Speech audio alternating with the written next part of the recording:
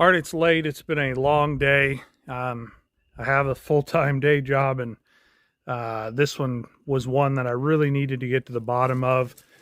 As you can see, I stay pretty steady in here all the time. We've done some videos on that one. We've got the front end tore off of it, and some evap work we're doing to that. We've done quite a bit of AC checks on this one. But this one we've done some videos on. Now, I did pull codes and do some scanning in there. You can see my connector is still in there.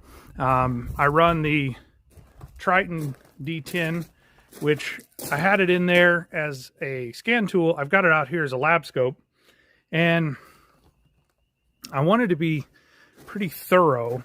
So sorry for the Blair Witch Project video cam tonight. I have two codes in the transmission control module, a U0100 and a U0101. And both of those say that you cannot communicate with the TCM or PCM, which is the same piece there. You can see it's fairly clean.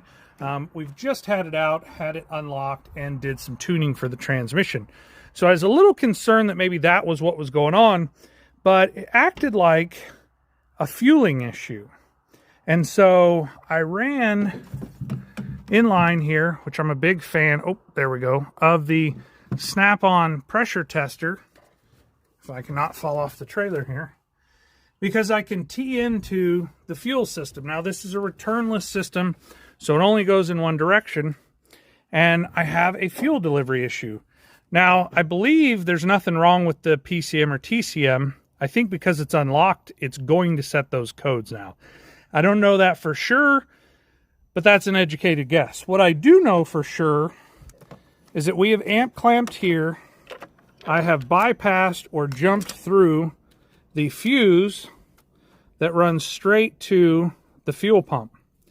Now, this happens to be the fuse, and I hope it comes through. It is absolutely toasted hot on the leg that runs to the pump. And down inside there, if anybody's owned a Dodge, they know that this is a smart junction box or a TIPM. And internally in here, it's going to power and ground certain things. And when I look for the fuel pump relay, it says it's internal. And I guarantee I have a burned pin right there.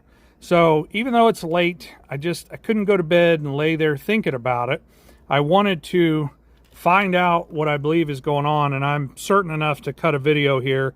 This 30 amp burnt fuse, this is fuse number 70, by the way, goes right there. It feeds directly to the fuel pump, but that's what I know on this